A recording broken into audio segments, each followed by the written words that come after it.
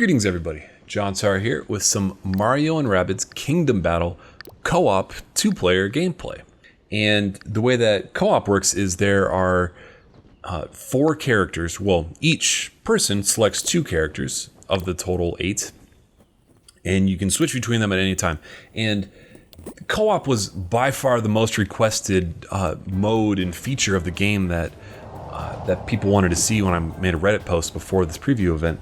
And I'm playing with Nathaniel Bandy. That's his YouTube channel name. That's his real name as well. And he's got a YouTube channel focusing specifically on Nintendo videos. So if you're looking for a lot of, Splatoon and Switch stuff, go check out his channel. And you can switch between all 4 characters at any time, but he has to pass the turn to me. So I can't just hijack the control, but you can switch between all 4 characters at any time. So if you're not super familiar with the how the movement and the gameplay of this works, you have basically 3 things you can do with every character every turn. You have a movement, you have an attack, and you have an ability. The movement is with Beepo, the little Roomba white and blue robot thing that he's moving around right now. With the movement, if you put the cursor on another player, you can then jump off of them to get a little bit more movement and or get a little bit more total movement with your turn. Some characters can land on other enemies as well after a jump to do damage. Peach, which is the character that I chose, she has a special ability that I unlocked, that when you jump off of a character and then land, it heals Peach and all of the characters in a vicinity around Peach as well. So she ended up being like one of the most powerful characters in this preview that I saw.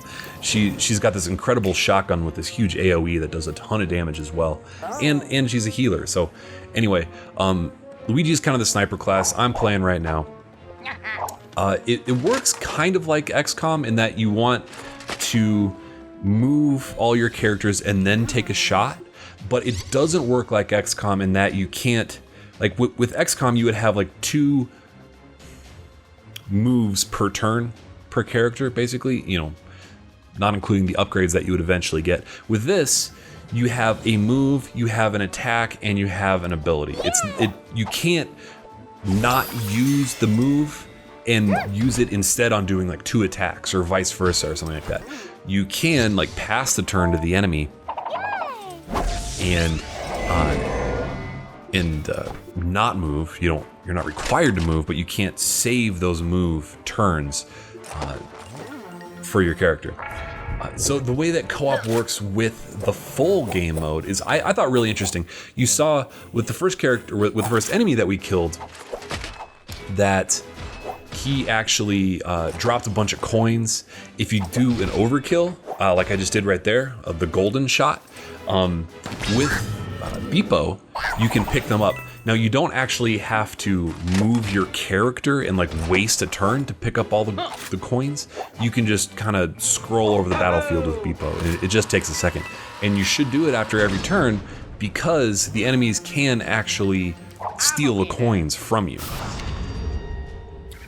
So the coins that you are picking up in co-op actually transfer to your, coin bank account for the single player campaign. And then coins are spent on weapon upgrades and abilities, or no, I'm sorry, they're not spent on abilities. They're only spent on weapons. And every character has 2 weapons. So like Mario has his kind of blaster, and then he also has a hammer.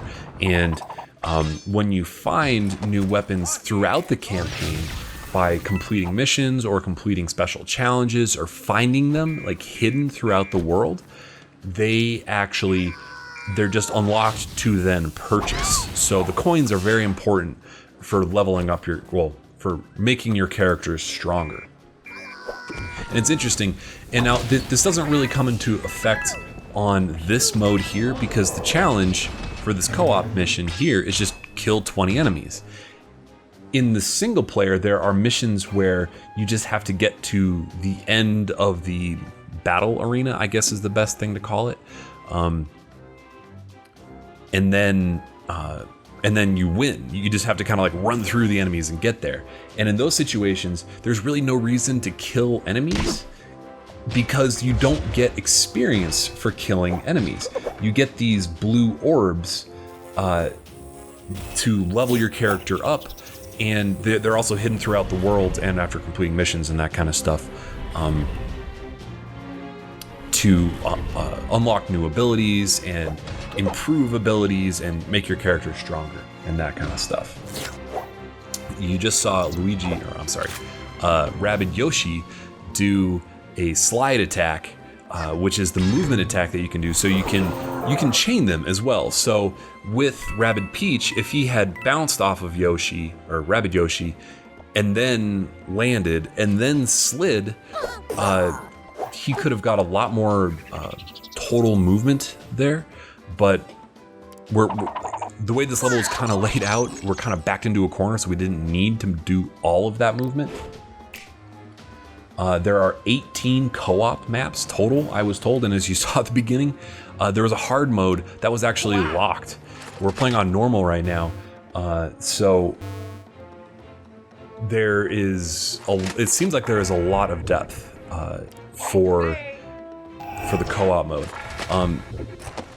In the single player campaign, when you're building your team, you have to choose Mario, and then you have to have one Rabbid as well. There's a lot of speculation about whether or not some characters are required, what configurations you can do, and that's the basis of it. For co-op, as you can see here, you're not required to use any characters. Like I'm using Peach and Luigi, and he's using Rabbid Peach and Rabbid Luigi. So no Marios are required in co-op. It is only couch co-op, unfortunately. There's no online play for this, but using the Joy-Cons was actually, it took a minute to get used to the controls, but they're fully functional. And let me explain why it took a minute to get used to the controls. So when you're using the whole Switch by yourself and you press L or R, the shoulder buttons, that like kind of cycles through your characters left and right. Makes sense, right? Perfectly intuitive. But when you use just the Joy-Con, you lose one of those buttons. So you have SL and SR. So instead of cycling left and right with L and R, SL only cycles to the right, and SR then cycles through your abilities to the right only. So it just takes a second to kind of wrap your brain around, like, okay, well, I can't actually cycle back. You have to just cycle through all the way. And it's a very minor concession for what is, oh my gosh. So they were in their Overwatch mode and just lit up Rabbid Yoshi as he did his jump there. Yeah, so it using the Joy-Cons worked incredibly well for the co-op. I was kind of surprised how well it actually worked. So we ended up not being able to finish this co-op mission here just because we ran out of time. I will be posting another video of an entire co-op mission without commentary if you want to check that out. It's, you know, we were learning the controls and learning how co-op worked, so it's a little bit slower of a gameplay mission. But if you really want to see the nitty-gritty of how co-op works in this, I would definitely check that out. Also, pretty soon I will be posting a longer single-player impressions video because I really enjoyed the campaign for this game, and there's a lot more depth to the campaign than I was initially expecting, especially for, let's be honest, it's a kid's game. It's a Mario game that's going to be rated E for everybody, and it is surprisingly difficult. There was a mission in World 3 that I failed repeatedly. There are 4 worlds and 9 or 10 levels each in each world, and the developer told me that that when I was in World 3, it was about 15 to 20 hours into World 3.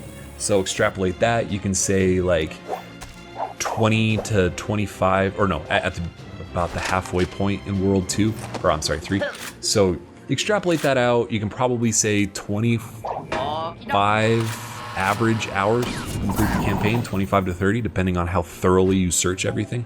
Anyway, check out my other video for that. Thanks for watching, and game on.